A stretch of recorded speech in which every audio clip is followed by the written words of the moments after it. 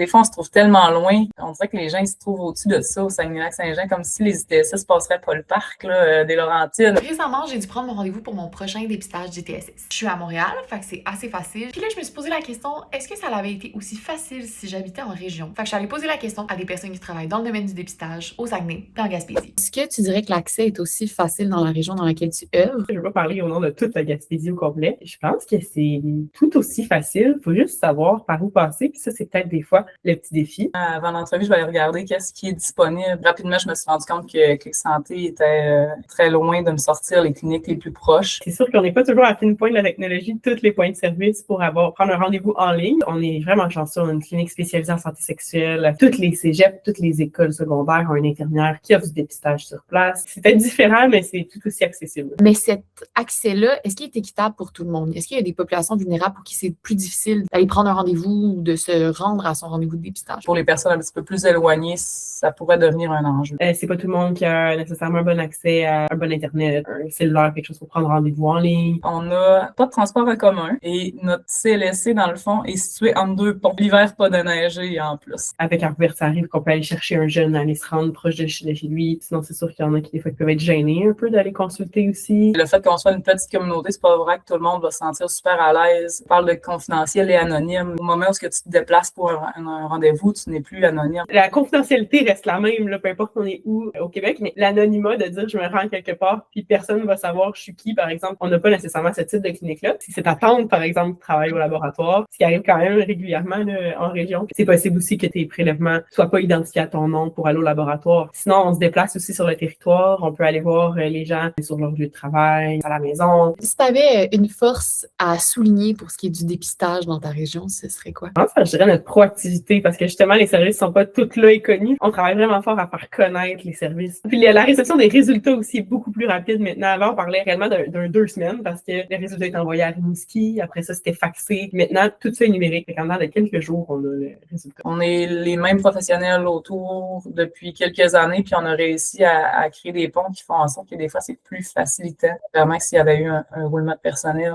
Ce qu'on remarque, c'est souvent que le poids du dépistage sur le dos d'une seule ou de quelques infirmières ou d'infirmiers dans une région. Qu'est-ce qui arrive si cette personne-là est plus disponible pour donner des dépistages? Lorsqu'elle est en congé, en effet, on n'a personne, on n'a pas de répondant là, pour la remplacer. C'est sûr que ça peut créer une absence de service en lien avec les services que les gens connaissent. Par contre, c'est un petit réseau de services. Fait que si quelqu'un appelle à Arvert et que l'infirmière à Arvert n'est pas là, la personne va savoir, oui, mais c'est correct, appelle Brigitte au planning, elle va pouvoir te voir. Fait qu'il y a cette proximité-là entre les services, que même quand il y a un vide à quelque part, les gens savent à qui référer. Ma dernière question, c'est si tu avais une liste de souhaits pour améliorer l'accès au dépistage dans ta région, elle comprendrait quoi, cette liste de souhaits-là? Elle serait longue, j'ai plein de souhaits. Que tout le monde sache qu'est-ce qui existe. Déjà, ça, si tout le monde est au courant des services auxquels ils ont accès, ça, je trouverais ça vraiment génial. Oui, de pouvoir se déplacer, mais de le faire de manière adéquate parce que notre autobus, on le fait, mais c'est loin d'être optimal. Un peu plus d'accessibilité, des fois, pour les communautés LGBTQ. On n'a pas de clinique spécialisée pour les populations qui ont des besoins plus spécifiques. J'aimerais ça que tout le monde soit plus au courant de c'est quoi les ITSS, mais c'est quoi